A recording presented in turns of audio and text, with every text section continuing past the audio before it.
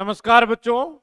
तो MSc physics की इस क्लासिकल इलेक्ट्रोडायनामिक्स की क्लास में आपका स्वागत है। और लास्ट क्लास में अपन जो पढ़ रहे थे वो अपन ने पढ़ा था कि जो लाप्लास और पाइसन इक्वेशन होती हैं उसको उनके उनके एक्सप्रेशन कैलकुलेट किए थे। और साथ ही अपन ने ये प्रूव किया था कि जो इलेक्ट्रोस्टैटिक पोटेंशियल होता है वो सेटिस्फाई करता है लाप्लास और पाइसन इक्वेशन को। ठीक है, अब क्लास को अपन आगे बढ़ाते हैं और हेडिंग डालेंगे ग्रीन थ्योरम। बहुत ही इंपॉर्टेंट है बच्चों एग्जाम के लिए, तो हेडिंग डालिए ग्रीन थ्योरम। ग्रीन थ्योरम लगभग 4-5 बार पूछा जा चुका है। 2013 में पूछा गया, 15 में पूछा गया, 17 में पूछा गया और 21 में पूछा गया। 4 बार इसको एग्जाम में पूछा जा चुका है और फिर पूछा जा सकता है। क्वेश्चन जो पूछा जाता है कुछ इस प्रकार से पूछा जाता है, ध्यान से सुनिएगा। Obtain green theorem by using Gauss divergence theorem. Question कैसे पूछा जाएगा, ध्यान से सुनिएगा। Obtain green theorem by using Gauss divergence theorem, इस प्रकार से आपसे क्वेश्चन पूछा जाएगा। ठीक है, तो ग्रीन थ्योरम का यूज क्यों किया जाता है ये भी अपन देखेंगे बच्चों। यहाँ पे लिख दीजिएगा, 4 बार पूछा जा चुका है रिसेंटली, अगर अपन 10-12 साल की बात करें तो। ठीक है, तो यहाँ पे लिखते हैं बच्चों, we know that we know that we know that electrostatic potential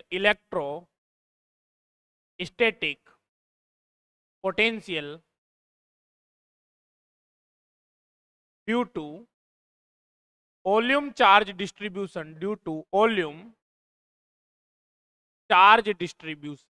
charge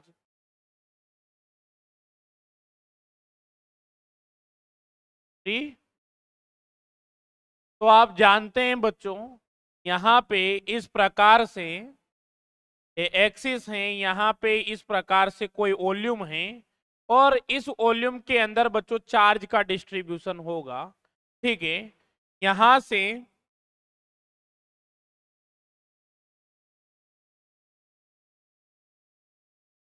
यहाँ पे अपन वॉल्यूम एलिमेंट ले लेंगे और यहाँ कहीं पॉइंट P पर अपने को पोटेंशियल कैलकुलेट करना है।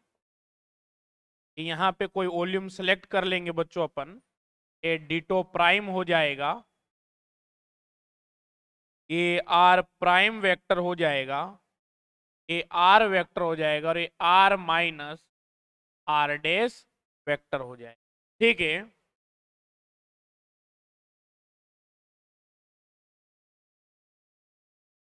Are vector minus are dash vector, और ये पॉइंट P हो गया। ठीक है, इस प्रकार से। तो बच्चों आपने जो पोटेंशियल लिखा था V बराबर, वो लिखा था 1/4 पाई एप्सिलॉन नॉट इंटीग्रेशन, और यहाँ पे आप लिखेंगे rho r prime ditto prime upon यहाँ पे magnitude of r minus r prime vector का मैग्नीट्यूड, और इसको दे देंगे अपन इक्वेशन नंबर 1। अगर बच्चों इस एक्सप्रेशन को आप ध्यान से देखते हैं तो जो यहाँ पे पोटेंशियल की कैलकुलेशन हुई है वो इस वॉल्यूम के अंदर प्रेजेंट चार्ज की वजह से हुई है। आप जानते हैं वॉल्यूम है तो इसकी सरफेस भी होगी, और जाहिर सी बात है बच्चों सरफेस पे भी चार्ज प्रेजेंट होंगे, तो यहाँ पे सरफेस चार्ज की वजह से कंट्रीब्यूशन नहीं आ रहा है। तो बच्चों ग्रीन थ्योरम का यूज करके यहाँ पे अपन वॉल्यूम चार्ज के साथ साथ सरफेस चार्ज की वजह से भी पोटेंशियल देखेंगे। तो ग्रीन थ्योरम क्यों यूज की जाती है पता लग गया बच्चों। ध्यान से सुनिएगा कि अगर अपन इक्वेशन नंबर 1 देखते हैं बच्चों, तो यहाँ पे जो पोटेंशियल डिफाइन हो रहा है पॉइंट P पे, वो केवल और केवल वॉल्यूम चार्ज के कंट्रीब्यूशन की वजह से ही हो रहा है। यहाँ पे सरफेस पे जो चार्ज प्रेजेंट है उनका कोई कंट्रीब्यूशन नहीं है। ग्रीन थ्योरम की सहायता से अपन पोटेंशियल डिफाइन करते हैं volume charge plus surface charge दोनों की वजह से। ठीक है, तो डिफरेंट डिफरेंट तरीके से क्वेश्चन पूछ लिया जाता है। कभी सीधी ग्रीन थ्योरम पूछ ली जाती है और बड़ा क्वेश्चन पूछा जाए तो बच्चों फिर पूछ लिया जाता है कि साथ ही साथ इंपॉर्टेंस भी बताइए ग्रीन थ्योरम की। फिर आपको प्रॉपर कैलकुलेशन करनी पड़ेगी। इंपॉर्टेंस में हो गया कि सरफेस चार्ज की वजह से भी पोटेंशियल डिफाइन होता है, और जब पोटेंशियल डिफाइन हो रहा है तो फिर एक्सप्रेशन लाइए, कैलकुलेट कीजिए और बताइए। ठीक है, तो बढ़िया क्वेश्चन बनता है बच्चों और बहुत इंपॉर्टेंट भी है हायर एजुकेशन के हिसाब से देखे तो बढ़ते हैं आगे। इक्वेशन नंबर 1 दे दिया है इसे अपन ने, आगे बढ़ते हैं। तो यहां पे लिखेंगे it is clear from equation 1 that it is clear from equation 1 that there is potential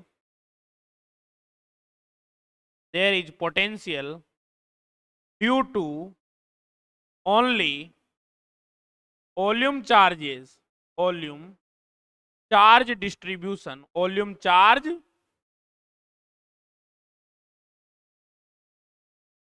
distribution ठीक है, ऐसा लिखा आपने। There is no contribution, comma लगा के लिखेंगे, there is no contribution of surface charges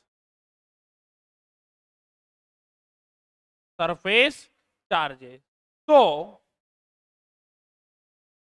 by using green theorem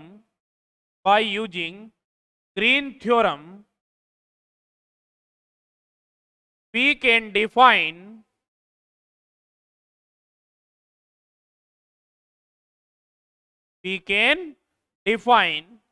the potential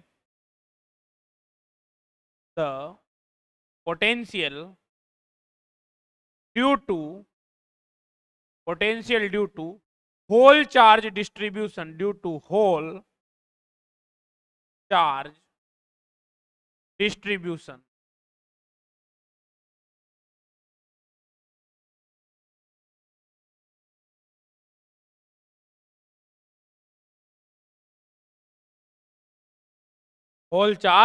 distribution surface and volume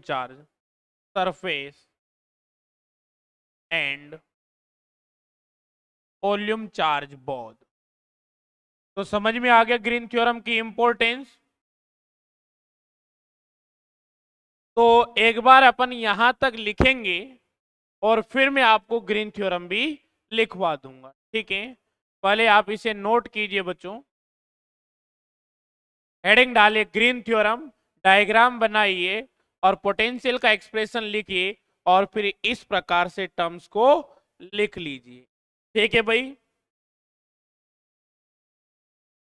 और बच्चों ध्यान से सुनिएगा एक बात, कल से आपकी क्लासेस एप्लीकेशन पे प्रोवाइड कराई जाएगी और जो एप्लीकेशन है उस पे जो आपकी क्लास लाइव होगी वो टाइमिंग में बता देता हूं आपको, वो 2:30 पे लाइव होगी, 2:30 टू 4 PM।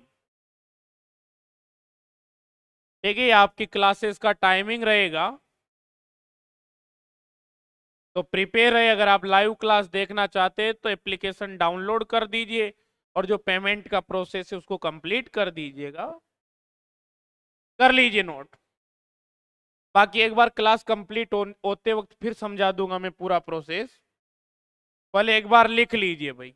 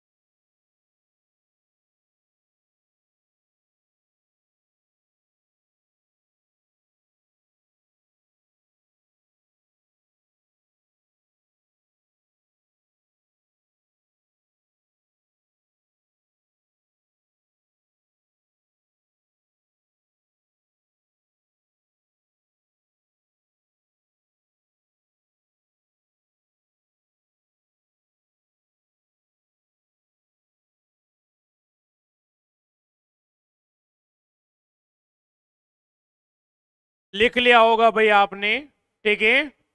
अब यहां से अपन लिखते हैं सो ग्रीन थ्योरम,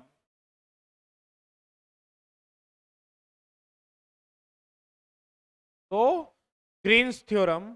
और ग्रीन्स थ्योरम क्या कहती है बच्चों, यहां पे आपने लिखा फाई डेल स्क्वायर साई, यहां पे बड़े ध्यान से देखिएगा, phi del square psi minus यहां पे लिखेंगे साई, और यहां पे लिखा हुआ है डेल स्क्वायर फाई। ये बच्चों यहां पे वॉल्यूम इंटीग्रल है। ग्रीन थ्योरम क्या करती है, वॉल्यूम इंटीग्रल और सरफेस इंटीग्रेशन के बिटवीन रिलेशन डिफाइन कर देती है बच्चों। और यहां पे जो लिखा जाएगा, यहां पे लिखेंगे बच्चों अपन फाई, और यहां पे लिखा जाएगा del psi upon del n minus यहां पे लिखेंगे साई, और यहां पे लिख देंगे del phi upon del n dot DS vector. बच्चों ये अपनी ग्रीन थ्योरम में लिख लीजिए, और ये आपको याद भी होनी चाहिए, इंपॉर्टेंट थ्योरम है, एमटीआर लगा लीजिए भाई।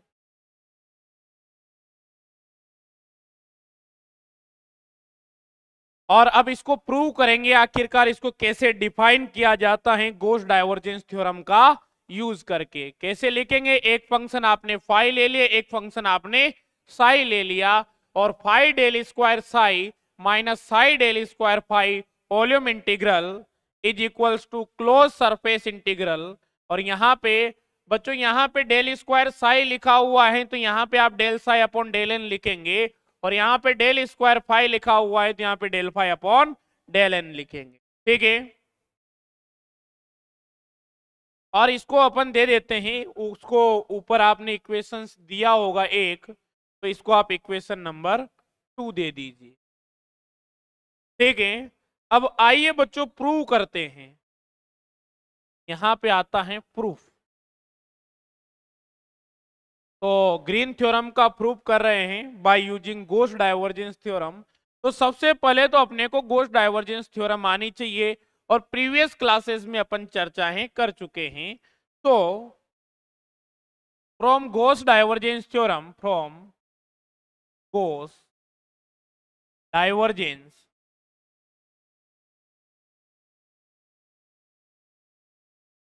थ्योरम, गॉस डाइवर्जेंस थ्योरम से अगर अपन बात करें बच्चों, तो आप जानते हैं डाइवर्जेंस ऑफ ए वेक्टर, और यहां पे लिखा अपने volume integration that is equals to close surface integration A vector dot DS vector, that is our equation number 3।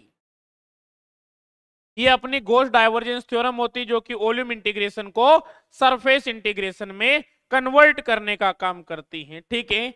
तो कुछ कुछ ऐसा यहाँ पे दिख रहा है सर, यहाँ पे वॉल्यूम इंटीग्रल है और यहाँ पे सरफेस इंटीग्रल है, बात बन सकती है, ठीक है। तो आइए बच्चों सोल्व करने की प्रक्रिया को आगे बढ़ाते हैं। Let us consider, let us consider, let us consider, यहां पे ए वेक्टर बराबर, यहां पे सबसे पहले पहला कौन सा लिखा हुआ है, फाई डेल साई लिखा हुआ है क्या, तो इसी को लिख देते हैं यहां पे। तो यहां पे फाई डेल साई ये लिख दिया। देन अगर ए वेक्टर की वैल्यू फाई डेल साई आ जाती है तो क्या होगा बच्चों, तो यहां पे वैल्यू रख देते हैं, यहां पे लिखा जाएगा डाइवर्जेंस ऑफ, यहां पे फाई डेल साई, और यहां पे लिखेंगे डीटो। भाई यहां पे ए वेक्टर की वैल्यू पुटअप कर दी बच्चों, फाई डेल साई बराबर यहां पे क्लोज सरफेस इंटीग्रेशन फाई, और यहां पे डेल साई इस प्रकार से लिख दिया बच्चों, और डॉट डीएस वेक्टर को जो अपन लिख सकते हैं बच्चों, इसको एन कैप, और यहां पे क्या लिख सकते हैं, डीएस लिख सकते हैं। सर आपने ऐसा क्यों लिखा, क्योंकि बच्चों किसी भी वेक्टर को वेक्टर का मैग्नीट्यूड विद डायरेक्शन लिखा जा सकता है, ये अपन ने वेक्टर का मैग्नीट्यूड लिख दिया, ये वेक्टर की डायरेक्शन लिख दी। हाँ सर इसमें कोई दिक्कत नहीं है, और इसको दे देते इक्वेशन नंबर 4, ठीक है। अब बच्चों from the concept of mathematical physics, from the concept of mathematical physics,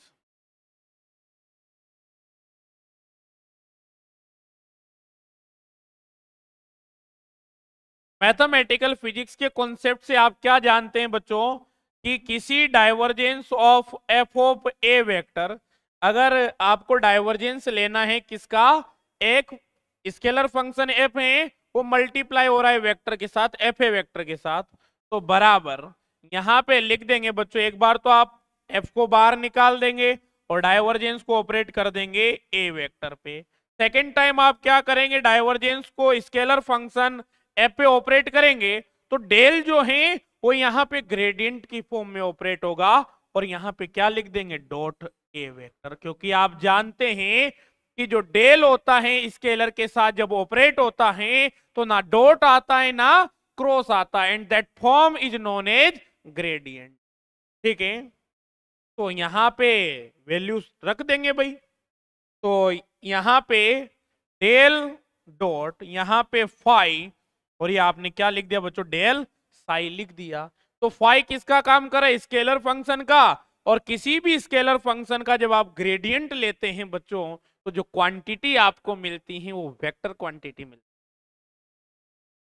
ठीक है, तो यहां पे सर ओपन कर देंगे, फाई को बाहर निकाल दिया, और बच्चों अब आपने यहां पे डेल डॉट तो एज इट इज लिखना है, और यहां पे क्या आ गया, डेल साई आ गया, प्लस अब यहां पे डेल फाई और डॉट आ जाना है डेल साई।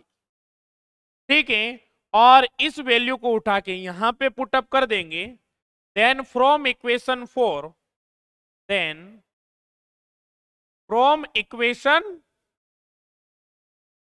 4, इक्वेशन 4 में वैल्यू किस तरीके से पुटअप की जाएगी, यहां पे लिखा जाएगा फाई, और डेल डॉट डेल जो होता है बच्चों डेल स्क्वायर होता है, कल भी आपको बताया था, तो डेल स्क्वायर साई आ जाता है, प्लस यहां पे डेल फाई और डॉट में लिख दिया जाता है डेल साई, और यहां पे वॉल्यूम इंटीग्रल डी2 आ जाता है, बराबर आपने लिखा बच्चों, और यहां पे वैल्यू को उठा के यहां पे रख देते हैं एज इट इज। तो बच्चों एक थोड़ा सा इसमें भी फेरबदल कर देते हैं, जो डेल साई है ये क्या है बच्चों, डेरिवेटिव है, तो डेल साई को लिखा जा सकता है, यहां पे लिख देते हैं इसको भी, फाई डेल साई को लिखा जा सकता है del psi upon del n, कोई भी आर्बिट्रेरी डायरेक्शन के रेस्पेक्ट में डेरिवेटिव तो वो डायरेक्शन लिखनी पड़ेगी आपको। ठीक है, और डॉट यहां पे क्या है, एन कैप और डीएस है,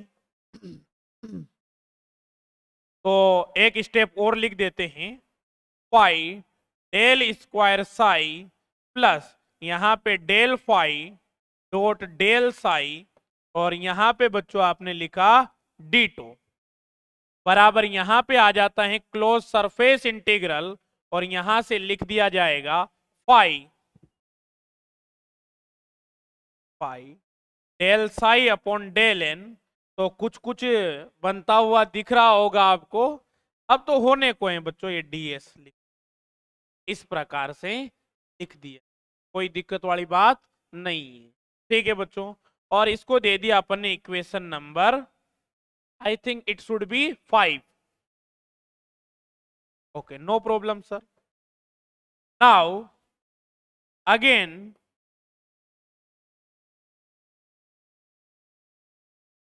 let us consider, now again let us consider यहां पे ए वेक्टर बराबर, पहले क्या माना था बच्चों, आप कहेंगे सर पहले आपने माना था फाई डेल साई, अब क्या मान लीजिए psi del phi, psi del phi, then del dot A vector बराबर क्या लिखा जाएगा भैया, डेल डॉट ए वेक्टर बराबर यहां से लिखा जाएगा, साई को बाहर निकाल देंगे, डेल स्क्वायर फाई आ जाएगा, और प्लस यहां पे del psi dot del phi आ जाएगा। ठीक है, तो इसको इक्वेशन नंबर 6 दे देंगे, तो from equation number what, equation number 4, no equation number 4 नहीं, from equation number 3, from equation number 3। तो डाइवर्जेंस ऑफ ए की वैल्यू रख देंगे, तो डाइवर्जेंस ऑफ ए की वैल्यू रख दीजिए भाई। तो यहां पे क्या आ जाएगा, डाइवर्जेंस ऑफ ए की जगह रखेंगे आप psi del square phi plus यहां पे del psi dot del phi और यहां पे डीटो बराबर। अब बराबर में बच्चों क्या लिखा हुआ है वहां पे, क्लोज इंटीग्रल ए डॉट डीएस वेक्टर। तो क्लोज इंटीग्रल ए की बात करें तो साई डेल फाई डॉट यहां पे अब आप लिखेंगे डीएस वेक्टर। बिल्कुल सर ऐसे ही लिखेंगे। तो एक स्टेप और लिख देते हैं, psi del square phi plus del psi dot del phi, यहां पे लिखा आपने डीटो बराबर यहां पे क्लोज सरफेस इंटीग्रेशन साई और यहां पे del phi upon del n लिखा जाएगा, यहां पे एन कैप डॉट डीएस लिखा जाएगा, n cap dot n cap 1 हो जाएगा। पहले पूरा प्रोसेस बता चुका हूं, तो यहां पे लिखूंगा बच्चों del phi upon del n और यहां पे आ जाएगा डीएस और ये आ जाता है इक्वेशन नंबर 7। तो बच्चों इक्वेशन नंबर 5 माइनस क्या कर देंगे, इक्वेशन नंबर 7 कर देंगे। तो equation number 5 minus equation number 7।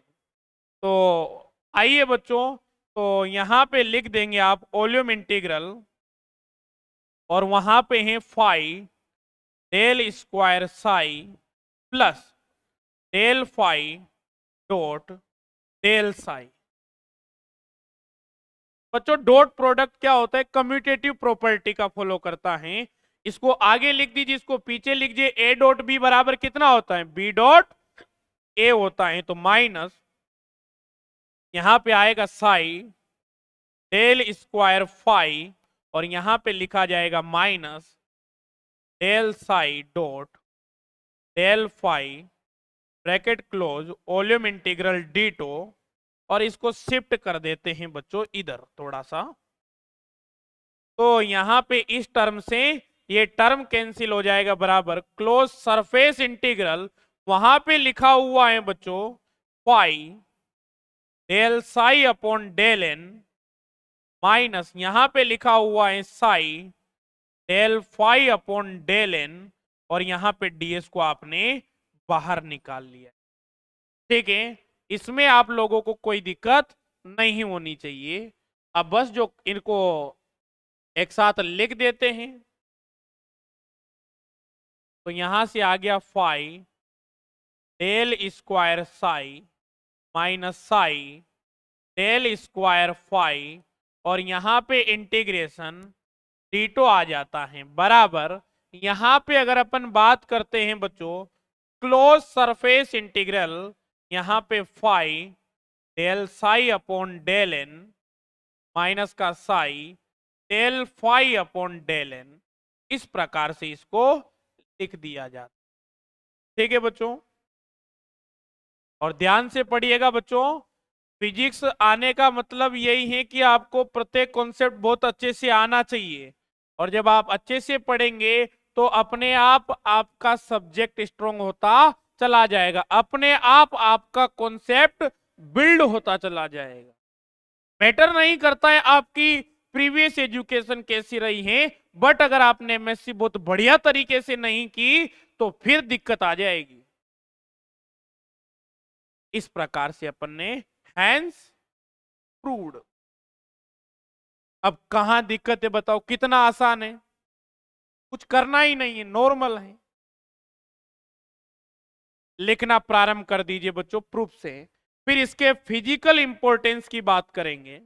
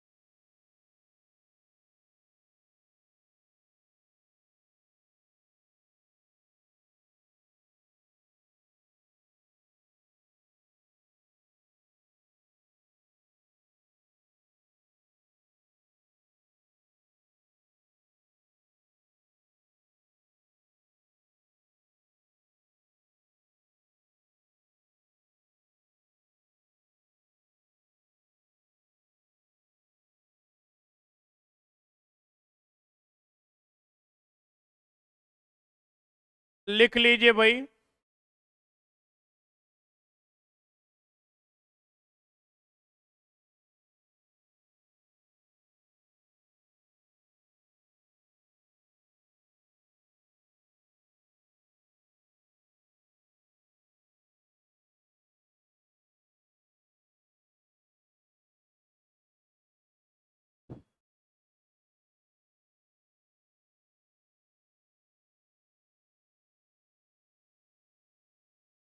और बच्चों यहाँ पे आप फाइव वाला टर्म पहले लिख दीजिए, तो फाइव डेल स्क्वायर साई आ जाएगा, minus psi del square phi आ जाएगा, या फिर psi del square five minus five del square psi भी आप कर सकते हैं, वो कोई बड़ी बात नहीं है।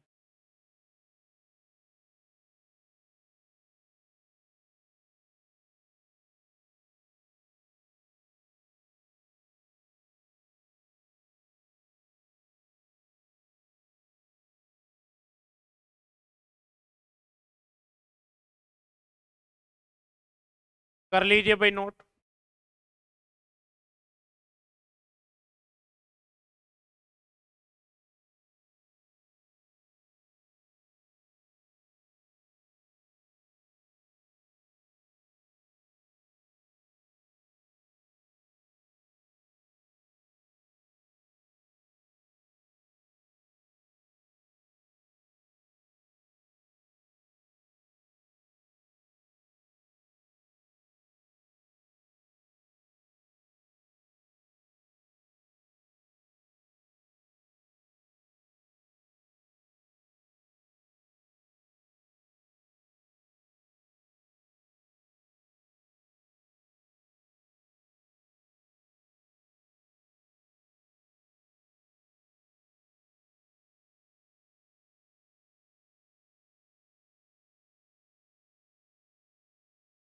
कर लीजिए नोट। अब बहुत सी बुक्स में आप क्या देखेंगे बच्चों, पहले psi del square five minus five del square psi लिखा हो, तो कोई बात नहीं, आप माइनस साइन कॉमन लेके यहां से माइनस साइन कॉमन लेके कट जाएगा, तो ये टर्म पहले आ जाएगा, यहाँ पे टर्म आगे आ जाएगा, और ये पीछे चला जाएगा, ये पीछे चला जाएगा, तो बात एक ही है वो।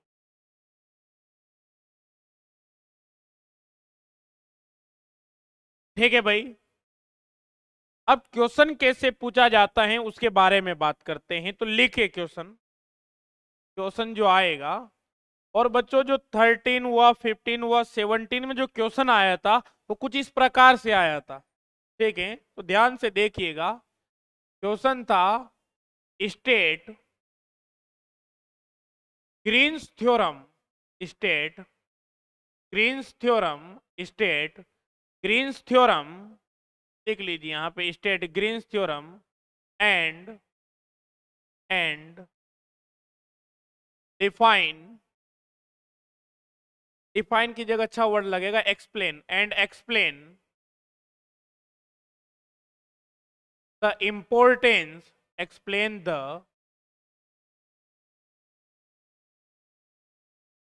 importance of, and explain the importance of Green's theorem, Green's theorem। हालांकि आपके आगे ग्रीन्स फंक्शन भी काम में आएंगे जो कि बहुत ज्यादा इंपॉर्टेंट हैं।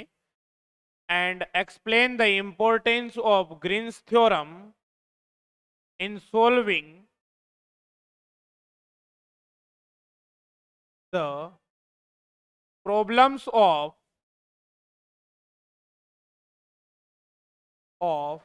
electrostatics,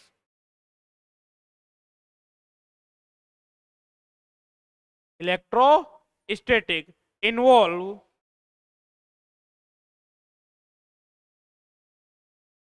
finite region of space। ये एग्जैक्ट वही वर्ड हैं जिनमें आपसे क्वेश्चन पूछा गया था, involve finite reason of.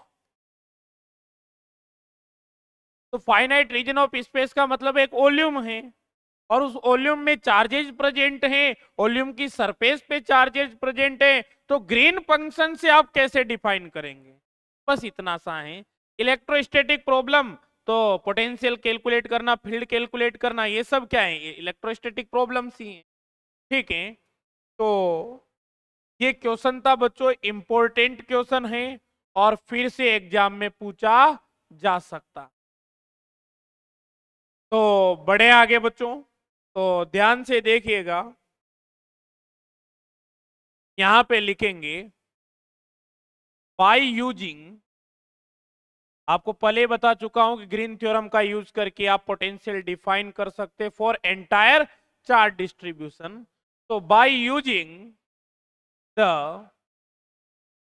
Green's theorem, अब बच्चों ग्रीन थ्योरम का स्टेटमेंट आपको स्टेट ग्रीन थ्योरम करनी तो पहले बता चुका हूं उसको, तो यहां पे नहीं लिखवाया है, बट क्वेश्चन आएगा तो आपको ग्रीन थ्योरम भी एक्सप्लेन करनी है। ठीक है, बात समझ में आ गई। By using Green's theorem, by using Green's theorem, by using Green's theorem, we can calculate, we can calculate, we can calculate the electrostatic potential, electrostatic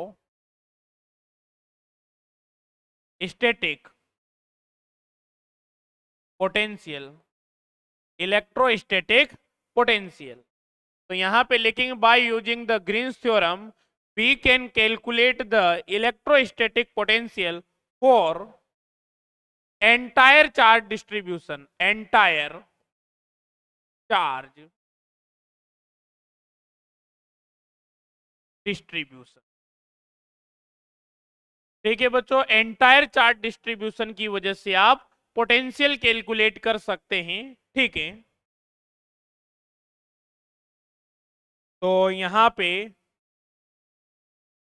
वही सेम डायग्राम बार बार वही बनाएंगे, अलग नहीं बनाएंगे ताकि आपको दिक्कत ना आए और समझने में आसानी हो।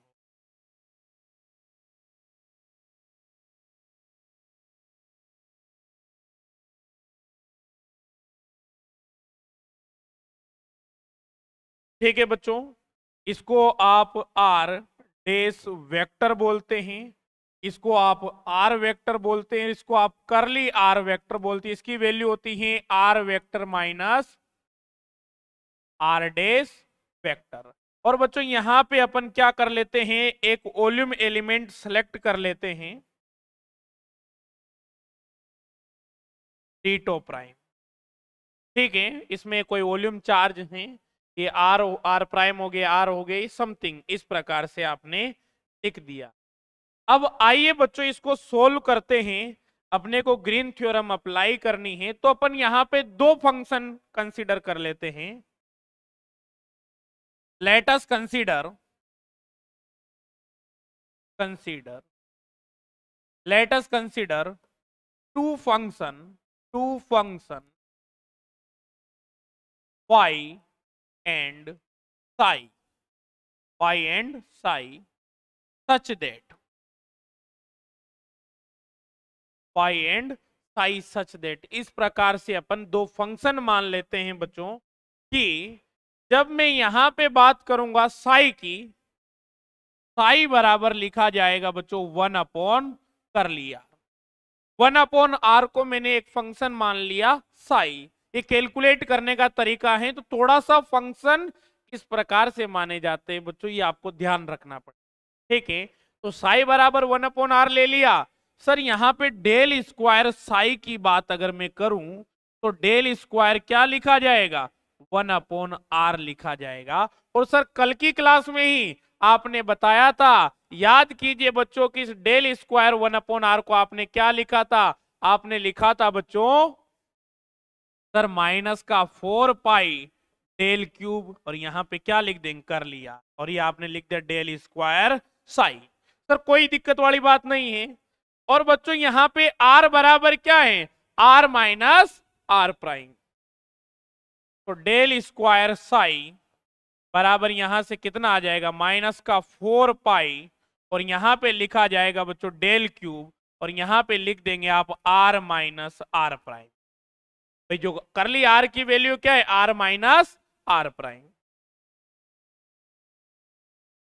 तो इसको अपन इक्वेशन नंबर 1 दे देते। ठीक है। एंड नाउ फाई को अपन क्या किस तरीके से ट्रीट करेंगे, एज अ पोटेंशियल ट्रीट करेंगे। तो डेल स्क्वायर फाई बराबर, एंड नाउ यहां पे लिखेंगे बच्चों आप डेल स्क्वायर फाई बराबर, याद कीजिए बच्चों पोसा इक्वेशन से, and now from Poisson equation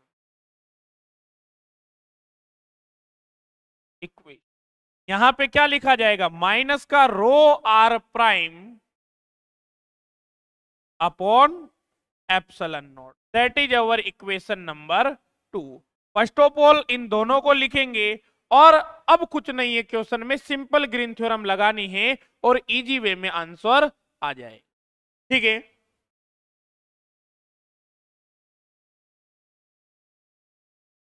तो लिख लीजिए भाई क्वेश्चन कोई प्रॉपर क्वेश्चन लिखिए।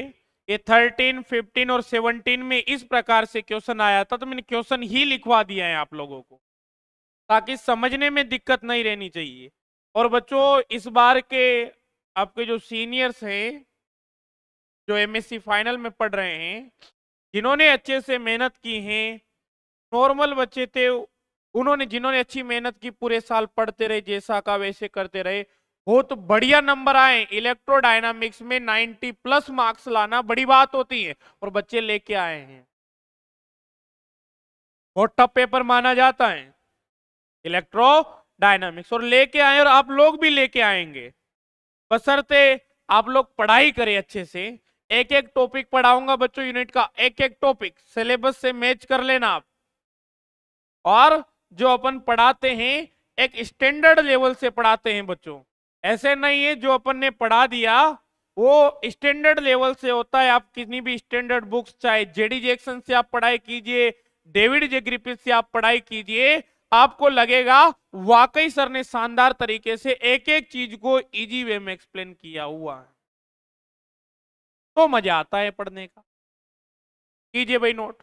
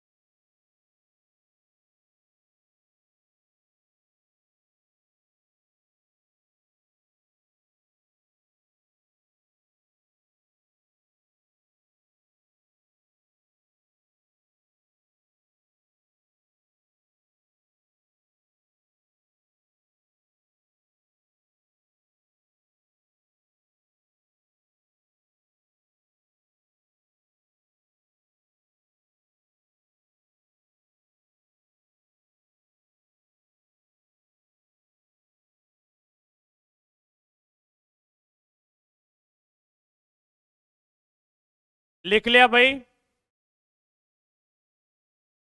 अब लिखेंगे यहां पे, लिख लीजिए इसको, इक्वेशन 1 लिख लीजिए, इक्वेशन नंबर 2 लिख दीजिए। इस प्रकार से आपने फंक्शन माने कि इनकी वैल्यूज इस प्रकार हैं।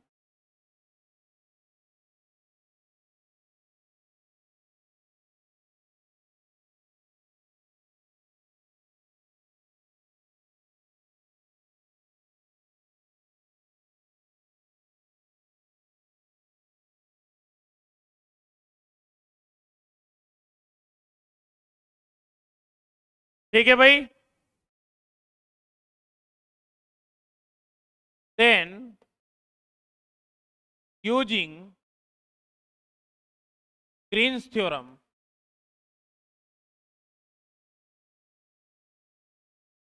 और यहां पे जो ग्रीन थ्योरम है बच्चों आपने लिखी है phi del square psi minus का साई डेल स्क्वायर फाई और यहाँ पे इंटीग्रेशन टीटो बराबर क्लोज सरफेस इंटीग्रेशन। यहाँ पे अब आपको ध्यान रटना नहीं है, यहाँ पे फाई लिखा हुआ है, फाई लिख दीजिए, यहाँ पे del psi upon del n लिख दीजिए माइनस यहाँ पे साई लिखा हुआ है, साई लिख दीजिए और यहाँ पे del phi upon del n लिख देंगे। ठीक है भैया, इसमें आपको कोई दिक्कत नहीं होनी चाहिए। और यहाँ पे आपने ds लिख दिया है। ठीक है, अब यहाँ पे उठा के from equation 1 and 2, from equation and equation 2, equation 1 और 2 से यहां पे वैल्यू रखेंगे बच्चों, तो फाई एज इट इज रहा, डेल स्क्वायर साई की जो वैल्यू होगी यहां पे आप लिखेंगे माइनस का 4 pi del cube r minus r prime और यहां पे आ जाएगा बच्चों ये डीटो प्राइम लिख दीजिए, इसको डीएस प्राइम लिख दीजिए, क्योंकि जो रीजन आपने माना है बच्चों उसकी जो आपने पोजीशन मान रखी है वो प्राइम कोऑर्डिनेट की फॉर्मेट में मान रखी है, तो एलिमेंट भी जो आप लेंगे वो प्राइम कोऑर्डिनेट की फॉर्म में ही लेंगे। ठीक है, और यहां पे बराबर, हालांकि इस एक्सप्रेशन का तो आपको कुछ नहीं करना, एज इट इज लिखा रहेगा भाई ये, यहां पे phi del psi upon del n minus का साई और del phi upon del n और साथ में क्या आ जाएगा डीएस प्राइम आ जाएगा। तो सर एक तो छोड़ ही दिया आपने, तो उसको पहले लिखते हैं भाई, को बाद में लिखेंगे, अभी तो अपन ने माइनस साइन तो लगाया नहीं। अब minus psi del square phi लिखेंगे तो डेल स्क्वायर फाई में खुद का माइनस है, माइनस माइनस प्लस हो जाएगा और यहाँ पे प्लस आ गया भाई, और यहाँ पे लिख देंगे, यहाँ पे साई की वैल्यू आएगी बच्चों 1 अपॉन आर। सर कोई दिक्कत नहीं, 1 अपॉन आर लिख दिया। डेल स्क्वायर फाई की वैल्यू कितनी होगी, यहाँ पे लिखी जाएगी rho r prime upon epsilon not और यहाँ पे लिखा जाएगा डीटो प्राइम। कोई दिक्कत इसमें नहीं होनी चाहिए, बिल्कुल सर। और यहाँ पे अब लिखेंगे बराबर में, इसी को कॉपी कर लेते हैं। ठीक है,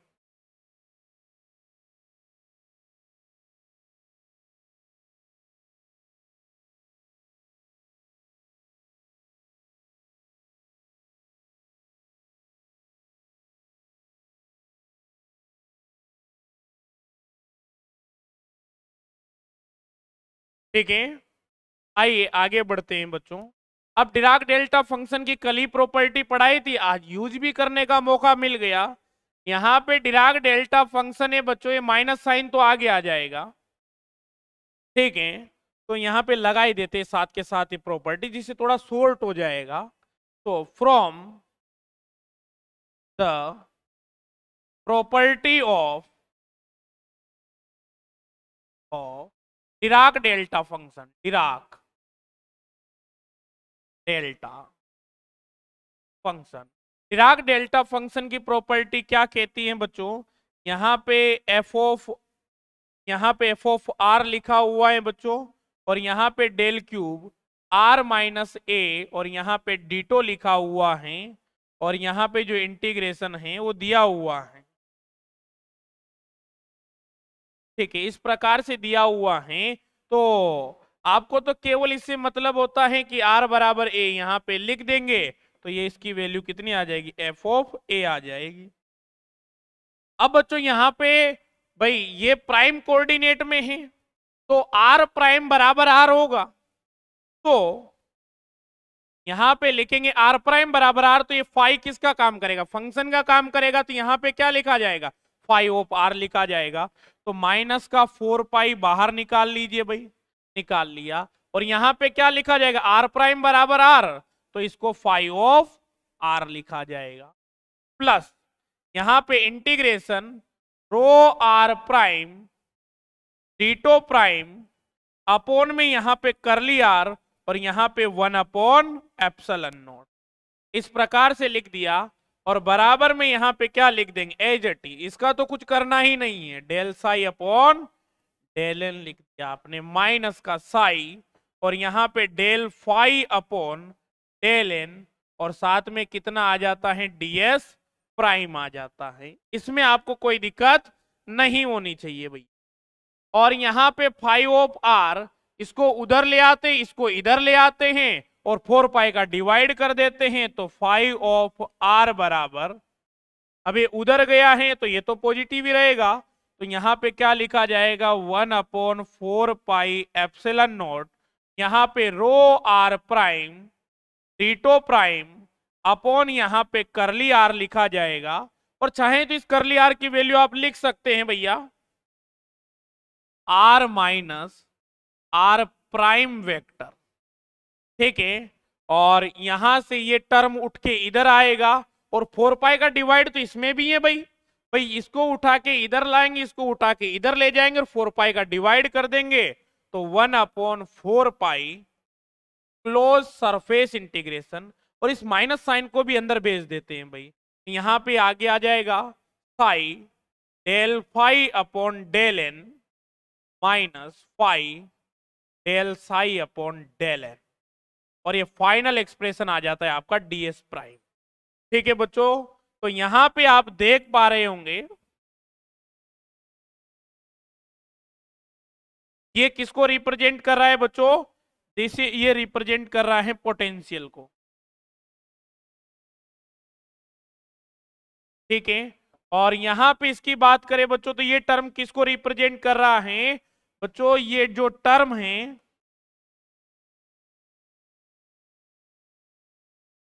ये दिख तो रहा है ना भाई, दिख रहा है, potential due to volume charge.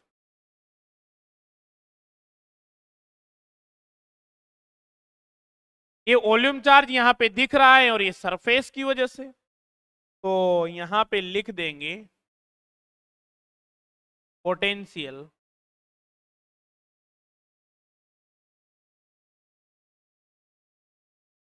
Surface charge,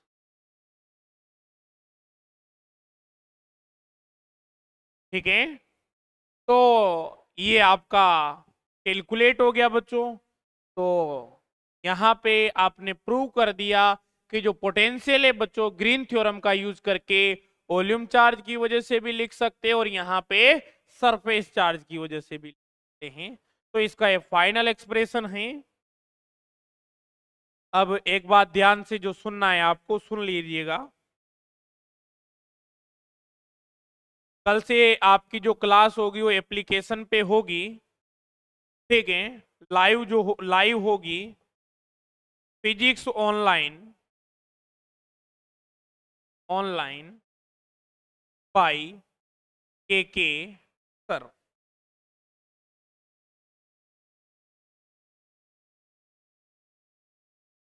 physics online buy के सर, ये आपका एप्लीकेशन नेम है। जो टाइमिंग होगी बच्चों वो आपकी 2:32 4 होगी। साथ में यहां पे आपका जो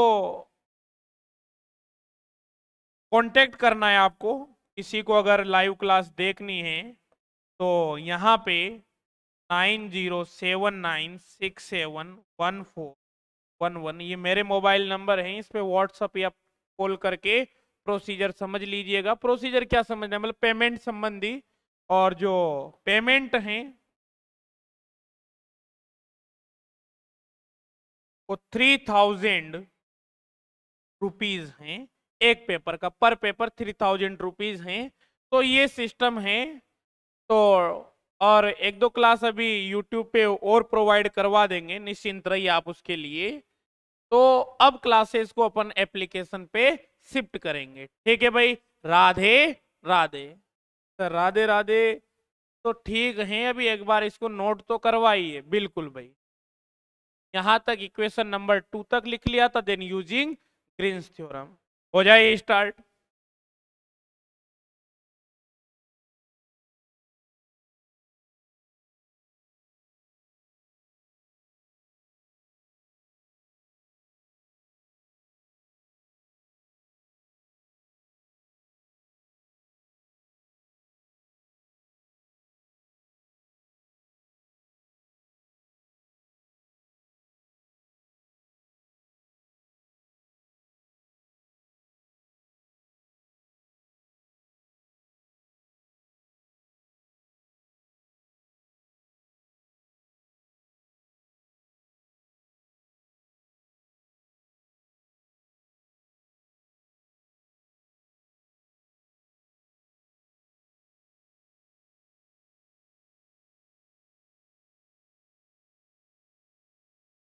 लिख लीजिए भाई।